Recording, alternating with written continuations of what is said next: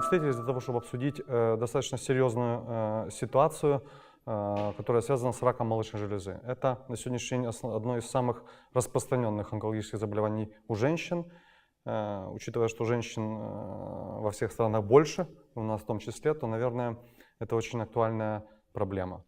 Почему она актуальная? Потому что если брать за пример банальную статистику развитых стран, то мы говорим о том, что, наверное, 60-70% всех хирургических манипуляций, связанных с удалением опухоли, всегда связаны с тем, что они восполняются пластическим хирургом. То есть женщина после, скажем так, спасательной, но калечащей операции онкологической выходит из операционной женщиной, то есть без каких-либо видимых изъянов, дефектов и с возможностью жить дальше полноценно. Оказывается, опять же, по статистике, например, Соединенных Штатов Америки, известно, что только 20% женщин знают, какие исходы и какие возможные варианты реконструкции молочной железы. То есть очень важно сегодня в обществе онкологам и пластическим хирургам и вообще, в принципе, всем, наверное, врачам, в том числе семейным, терапевтам и всем остальным, информировать женщин о том, что существуют возможности реконструкции молочной железы, существуют возможности остаться женщине женщиной, существуют возможности иметь грудь и после ее удаления. И основная цель сегодня всех медицинских сообществ в пластической хирургии, которые пытаются внедрить и распространить технологии реконструкции, заключается в информировании пациентов. Правильно, правильно, Андрей, вы абсолютно правы, потому что это все-таки влияет на качество жизни пациентки. То есть помимо того, что она должна остаться женщиной, она должна и психологически это понимать. И это позитивно будет в любом случае влиять на исход самого заболевания, на течение заболевания. Мы же говорим о том, что рак молочной железы достаточно серьезное заболевание. Оно зависит, его, в общем-то, исход от стадии выявления, на какой стадии мы выявляем.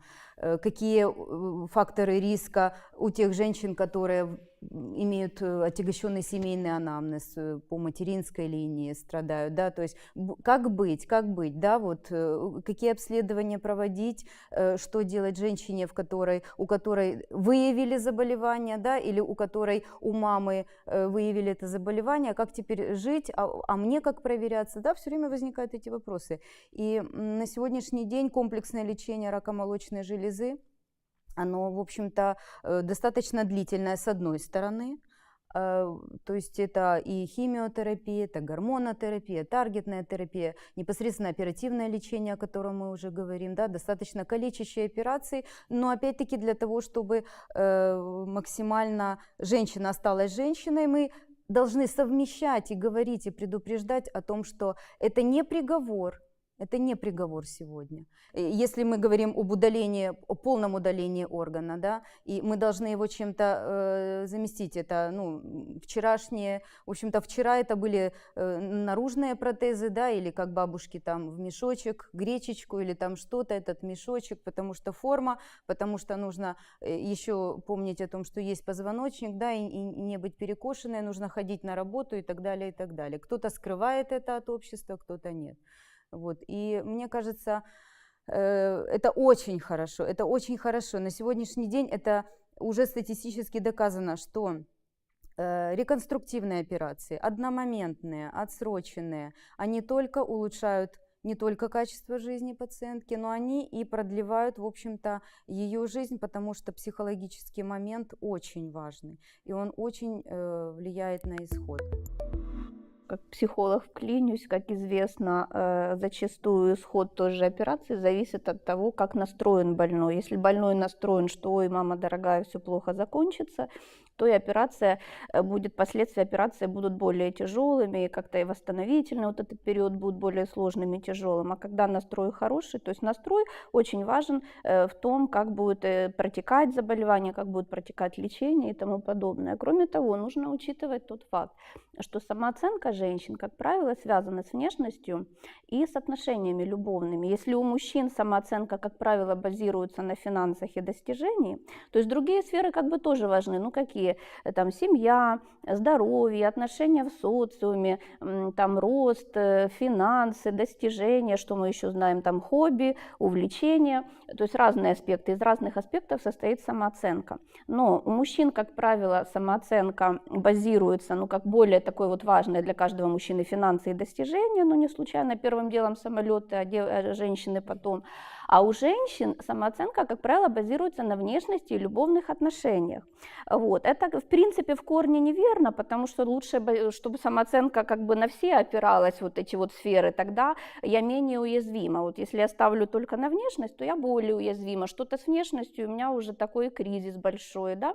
Но, тем не менее, это так, это неправильно, но это так. Так вот, учитывая вот этот момент, что отношения любовные и внешность для женщины наиболее важны, чем другие сферы, то, скажем так, если что-то происходит, что портит внешность, а последствия онкологических вот этих операций по удалению груди, да, по реконструкции, получается, что очень влияет на внешность. Это, ну, такой важный момент в жизни женщины. Ну, конечно, это скажется на ее самооценке, а когда самооценка скатывается даже по какой-то одной сфере, особенно ведущей ниже определенной критической отметки, начинаются всякие мысли, там, а зачем я живу, а зачем то, а нужно ли жить, а кому нужна такая жизнь, но это явно не способствует выздоровлению и явно не способствует продолжительности жизни после операции по удалению раковой опухоли. Естественно.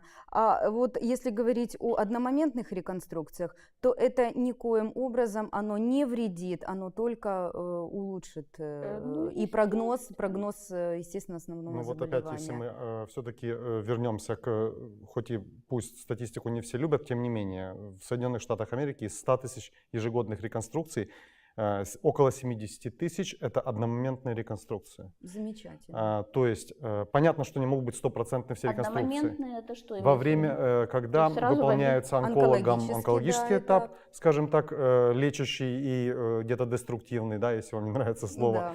Это. И в этот же момент пластическим хирургом выполняется реконструкция, то есть восстановление. То есть это всех не две различных операции, Абсолютно сразу верно. отрезали грудь, два а в потом, одном. а Да. сразу Два в одновременно, одном, и да. человек все проснулся после Конечно. наркоза и Что нормально, интересно, прекрасно что, выглядел. как правило, как мы, как практикующие с Оксаной люди, работающие в операционной, понимаем, что основную массу времени операции занимает все-таки онкологический этап. Почему? Потому что здесь все-таки делается контроль гистологически удаленных тканей, да? Да, Делаются там еще некоторые нюансы, которые занимают большую часть времени, потому что, ну, даже банально, логично, если рассуждать, то, простите, разрезы кожи уже сделаны. Пластическому хирургу уже не надо делать эти разрезы кожи.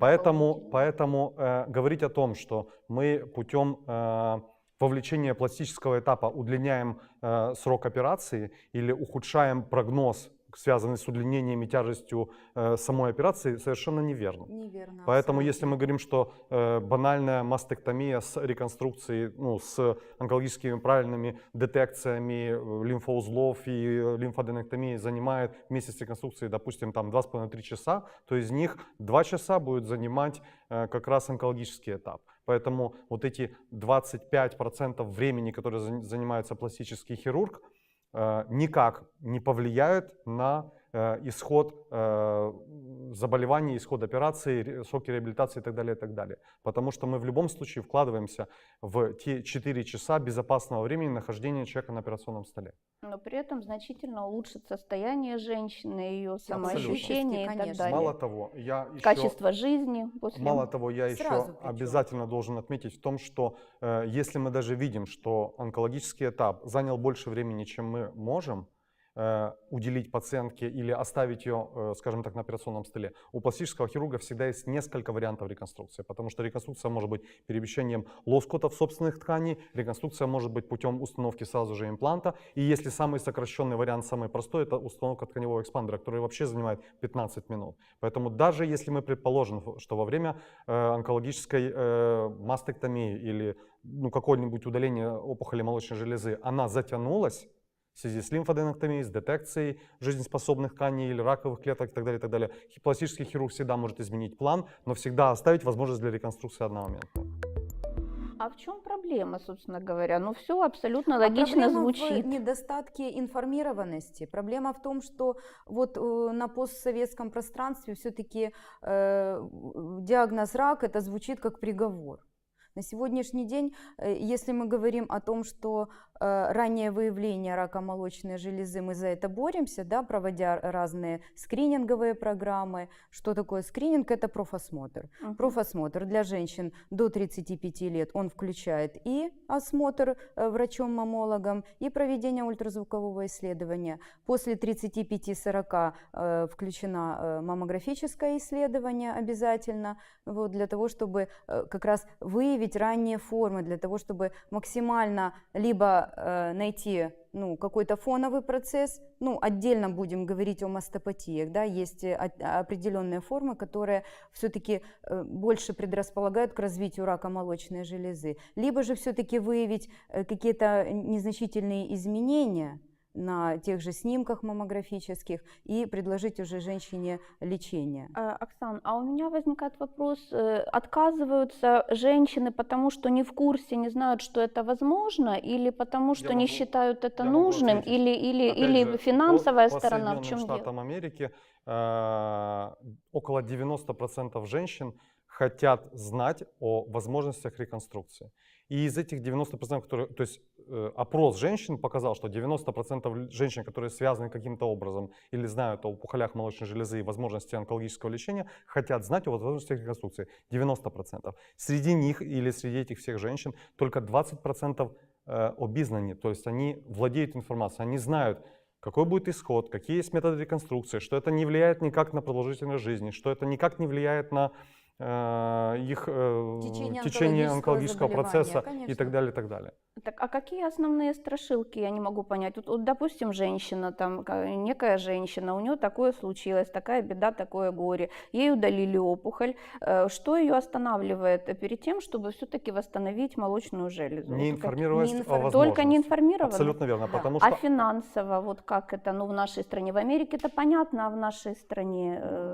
Я вам скажу, что, давайте, наверное, это такая достаточно интересная тема, наверное, тема для отдельной дискуссии по поводу финансовой медицины. Но если мы берем, скажем так, ситуацию с операцией, все равно нужно всегда быть честными по отношению к обществу, да, нам, врачам, в первую очередь. То есть заход в операционную стоит денег. Почему? Потому что это стерилизация воздуха, это стерилизация инструментов, это определенное оборудование и так далее, и так далее.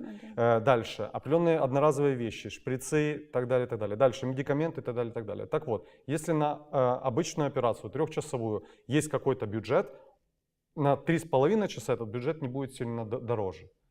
Идем дальше. Если мы говорим про импланты, то сегодня один имплант стоит от 200 до $700.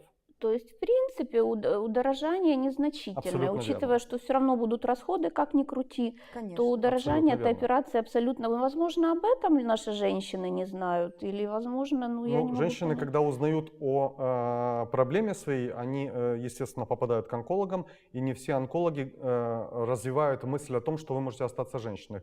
Женщины пугаются наших темных, скажем так, темных стационаров, неприветливой публики в этих стационарах, и, естественно, уже боятся всего. А вот как раз статистика и то, на чем я акцентировал внимание, говорит о том, что женщинам нужно нести информацию. И я думаю, что наша сегодняшняя беседа это и заключается в том, что женщинам нести информацию. Нет никакого смысла обучать медицинских сестер или онкологов, которые закоренели в своем, скажем так, совдеповском стиле, когда они наплевательски относятся к тем, как женщина будет чувствовать себя дальше. Нет никакого смысла их убеждать, спорить с ними и просить их. Нет, нужно просто нашим женщинам всем рассказывать. Есть такая возможность, есть такая возможность. Выбирайте, пожалуйста. В общем-то, если финансово брать в сторону, то незначительное удорожание, но плюсы очень ощутимы, весьма и весьма ощутимы, это нужно знать. Сегодня мифы о том, когда поставили женщинам импланты, что нельзя делать там какие-то исследования, это абсолютные глупости, потому что качественные импланты не, скажем так, не боятся каких-либо дополнительных... И не затрудняют диагностику. Не затрудняют диагностику, то есть вы можете совершенно спокойно наблюдаться дальше у онколога, да, и никоим образом не вредят здоровью. А даже если, как говорим о том, что статистика после дополнительного лечения онкологического, лучевая или химиотерапия, даже если с имплантом что-то и происходит, то это все равно никакого вреда здоровью не несет. Имплант можно всегда в крайнем случае поменять. А вот еще мы говорили до того, как начали эту запись, вы говорили, что сейчас даже в целях профилактики ставят, ну, когда есть риск возникновения опухоли, то ставят импланты. Да, это вот если мы говорим о семейном раке, так называемом, который передается по наследству, часто происходит такое, что женщины в очень молодом возрасте им могут, в общем-то, заболеть, да, и вот этот вот мутированный ген передается по наследству. Называется он BRCA1 и 2. Вот как раз на сегодняшний день мы можем его исследовать, и те женщины, которые являются носительницами этого гена, этим женщинам максимально на ранних, в общем-то, установления, да, мы предлагаем родить, покормить и убрать, в общем-то, сделать двухстороннюю подкожную мастектомию, установить имплант, чтобы не было субстрата, где возникнет, в общем-то, это заболевание. А у меня сразу вопрос. Вот если человек носитель этого гена, то рак обязательно будет в молочных железах, или это вообще рак может быть там чего угодно? Если мы говорим конкретно о BRCA1-2, то он ассоциирован еще с раком как раз молочных. Да, не только молочной железы, но и женской половой системы. Не будем, ну, как бы углубляться, но тем не менее такие риски есть. То есть на сегодняшний день в Америке таким женщинам предлагают делать не только двухсторонние мастектомии подкожные с установкой имплантов, а и удалять яичники. Вот, то есть полностью женщина, и затем она переводится на заместительную гормонотерапию. Но что касательно по раку молочной железы и заболеваниям яичника онкологического, то с этим, в общем-то, проблема получается решена. Но это рекомендации американские. В Европе также. Европейские, да, европейские, в общем-то, они очень схожи, и такая тактика, в общем-то, на сегодняшний день во всем мире она распространена, и это очень достаточно. На сегодняшний день, кстати, все-таки учащаются эти. Да, но я зачастую встречаюсь с женщиной, которая говорит, я хочу сделать профилактическую мастектомию, то есть удалить железистую ткань и заместить ее имплантом, жировой тканью или чем-либо еще, неважно, остаться с молочными железами, да, с грудью красивой. Мы всегда отправляем к онкологу для того, чтобы онколог ее посмотрел, проконсультировал. Онкологи, как правило, хватаются за голову, как? У нас же не установлено такое показание к мастектомии, как желание. Вот как раз за рубежом все это установлено очень четко и ясно. Есть четко 3 пункта. Если есть выявление семейного анамнеза, да, если есть выявление генов этих, если есть психологические какие-то барьеры, которые человеку просто мешают жить, человек имеет право получить от хирурга профилактическую мастектомию. И с этого никто не делает никаких ах-ох цирков, как это делается у нас. Потому что у нас это, скажем так, встречается достаточно негативно. И обществом. Среди женщин, но и среди, получается, ваших коллег, врачей. Конечно, конечно. Которые как раз недостаточно проинформированы, получается, тоже. Или, или не имеют времени этим заниматься. Ну, не все просто врачи, опять-таки, ну, не то, что проинформированы, а, может быть, знают или хотят знать об этом, да, вот, то есть онкологу что, вот даже сталкиваемся с такими женщинами, приходят ко мне пациенты, вот, допустим, которые уже были в нескольких медицинских учреждениях, пройдя наши онкологические специализированные клиники, допустим, какие-то частные клиники, и, то есть она в поиске, она вот хочет найти вот этот ответ, и другой раз они меня спрашивают, вот, Оксана Сергеевна, а вот скажите, пожалуйста, а почему тот доктор мне об этом даже не говорил, почему он мне не сказал, что возможно такое оперативное вмешательство, то есть сделать одномоментно. Опять-таки, кстати, в плане финансов, и в плане того же наркоза, все-таки она ложится на стол, да, финансовые затраты, время наркоза. На самом деле протезирование уже после подкожной массы, 20-30 минут, Андрей да, мы Васильевич, говорили, у нас с вами, по по-моему, времени, где-то по так по удорожанию времени исключительно стоимость импланта там исключительно, практически. то И если рассматривать вариант одномоментной то реконструкции, это то дешевле будет. А чем потом снова делать, отсроченная. восстанавливать, Но опять- намучиться без груди, и опять-таки- восстанавливать, и все это дело Ну, плюс оплачивать. опять, сначала наркоз, сначала Ну, обследование, естественно, операция зайти и так в далее. и так далее. операционную, И, как вы естественно, говорите, всё послеоперационное выхаживание этой пациентки и так далее, и так далее. Но мы говорим о том, что вот она меня спрашивает, почему? Мгм. Не можем же мы, допустим, быть в ответе за всех докторов. То ли не хотят, то ли, я по же говорю, каким-то постсоветская, своим причинам, да, да. какие-то свои причины Именно поэтому для мы этого должны есть. сегодня информировать женщин, а не докторов. Ведь сегодня у нас в демократическом нашем обществе есть возможность выбирать врачей, есть возможность выбирать стационар, есть возможность выбирать, можно поехать куда-нибудь за рубеж, можно еще что-нибудь сделать, да, можно в конце концов лечиться у бабушки травками и колдовством. Поэтому если мы будем информировать наше общество, то они будут выбирать те клиники, где будут предоставлять такие услуги, как онкологическая помощь, одномоментная с реконструктивной.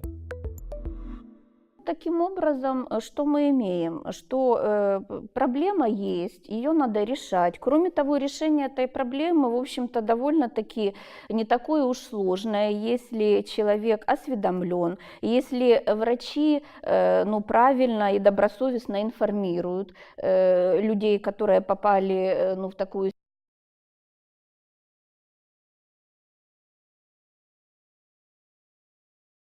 финансово это незначительное удорожание. Кроме того, это значительно улучшает качество жизни, то есть оставляет его вполне нормальным, полноценным. Это значительно улучшает состояние женщины, ее самооценку, ее, в общем-то, внутренний настрой, и таким образом, наоборот, способствует выздоровлению. Ну а риски минимальные, как при любой операции, в общем-то, они не увеличиваются.